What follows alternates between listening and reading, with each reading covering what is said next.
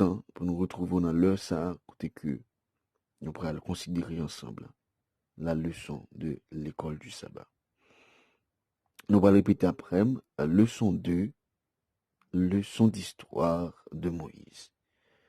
Verset à mémoriser, ont tous mangé le même aliment spirituel, et ils ont tous bu le même breuvage spirituel, car ils buvaient à un rocher spirituel qui les suivait.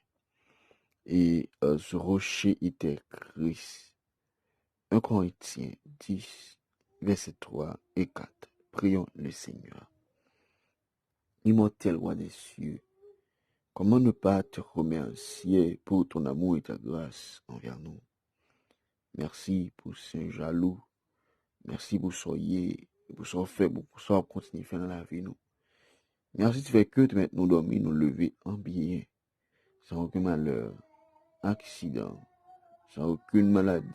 Nous disons merci. Mais quand que nous allons étudier parole, que cet esprit avec nous, nous pouvons ça, dans le nom de Jésus qui a tout pouvoir. Amen. Oui, chers frères et sœurs, hier, nous étions ensemble dans la partie mercredi, qui est 6 octobre, nous étions Kades, Barnea. Eh bien, je veux dire que c'est jeudi, nous avons l'iniquité de l'amourite. L'iniquité de l'amourite. Eh bien, chers frères et sœurs, dans Deutéronome 2, Deutéronome 2 et 3, dans deux chapitres, ça y est, eh bien, Moïse, lui-même, il pas jamais suspendre, continuer, raconter histoire israélite, et façon que bon Dieu lui-même, il t'a aidé peuple ça à dérouter ennemi, pendant que tu as joui la bénédiction de Dieu. Mais lorsque tu es fidèle avec bon Dieu pas te lâcher en maille, bon Dieu est toujours là, il est toujours là pour lui défendre et même bah la victoire, même sur les géants. Bien sûr, chers frères et sœurs, mais ça lui soulever un sujet qui est assez difficile. Il y a que nous avons aborder. Il y a concernant la destruction de ces personnes. Il y a à savoir les ennemis. Bien que les enfants d'Israël, ils parlent souvent d'abord de la paix à une nation. Eh bien, si peuple ça, n'est pas accepté offre, eh bien, Israël, tu as détruit parfois, y compris les femmes et les enfants. Eh bien, l'Éternel, notre Dieu, eh bien, l'a livré nous, l'a livré nous, et nous a battu, yo même en petit, et tout peuple ensemble. Et nous apprenons alors toutes ces villes, et nous a dévoué, et n'a interdit garçon ni femme pour mettre pied là. Nous sommes dans Deutéronome 2, verset 33. C'est comme ça, ça y est. C'était notre yo a essayé pour te contourner. Et ça, simplement, pendant qu'il a dit que cette histoire ne sont pas vraies. Cependant, parce que nous croyons que toute écriture est inspirée de Dieu, est utile pour enseigner nous, pour convaincre nous, pour corriger nous, pour instruire nous dans la justice. C'est pas une option fiable pour nous, les adventistes du 7e jour. Il nous reste il nous reste donc la difficile question concernant ces incidents. Eh bien, lorsque nous faisons un coup de pied dans Genèse, chapitre 15, les versets 1er jusqu'au verset 16, qui ça bon Dieu dit à Abraham, spécialement dans Genèse 15, verset 16, et comment on va faire lumière sur sujet difficile ça. Eh bien, bon Dieu dit à Abraham, yon bagay, dans Genèse 15, verset 16. Qui ça, bon Dieu dit à Abraham? On nous lit ensemble. Genèse 15, verset 16. Alors, non, à la 4e génération, ils reviendront ici, car l'iniquité des Amoréens n'est pas encore à son comble. D'accord?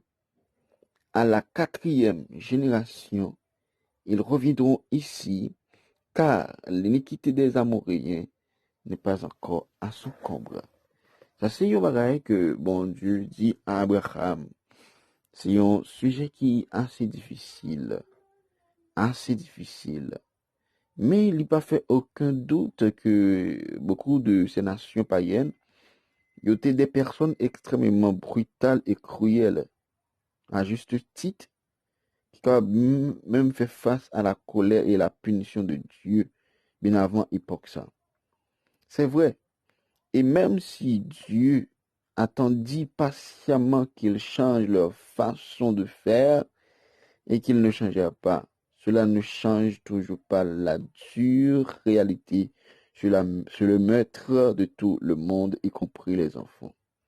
Bien sûr, probablement, beaucoup plus d'enfants furent tués dans le déluge qui n'ont été tués par les Israélites. Songez comment ça était, eh bien, dans l'époque déluge, en plus, tout le monde mourit, en plus, le femme mourit. Là, c'est pas Israélite qui fait ça, mais c'était rébellion.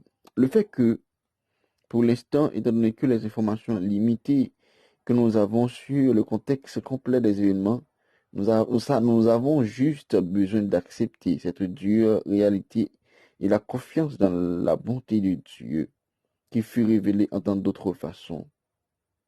La foi n'est pas seulement le fait, attendez bien, chers frères et sœurs, la foi n'est pas seulement le fait d'aimer Dieu pendant une belle journée dans une jolie forêt pleine de vues et de son merveilleux. Il s'agit aussi de lui faire confiance malgré ce que nous ne comprenons pas pleinement. C'est ça la foi. Le monde qui peut faire la confiance avec Dieu quand les choses vont bien, l'autre est ok, etc. Mais nous devons faire confiance tout de même dans les moments difficiles. Et lorsque nous lisons 1 Corinthiens 10, verset 1 à 4 et Jean 14, verset 9, comment verset ça yo?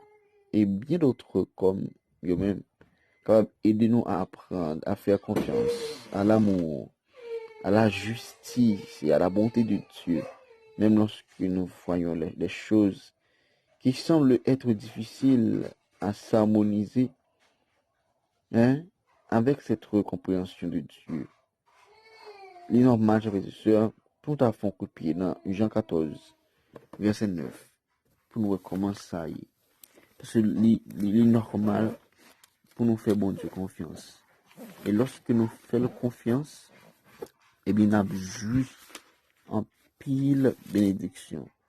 D'accord? Jean 14, verset 9, il dit comme ça, chers frères et sœurs, et Jésus lui dit, il y a si longtemps que je suis avec vous, et tu ne m'as pas connu, Philippe. Celui qui m'a vu a vu le Père. Comment dis-je, montrez-nous le Père? Nous devons croire, chers frères et sœurs. Nous devons croire. Et bien, c'est des amis, serviteurs qui Caleb, qui t'a étudié avec vous. Nous souhaitons bonne participation et bonne journée à la leçon de l'école du sabbat.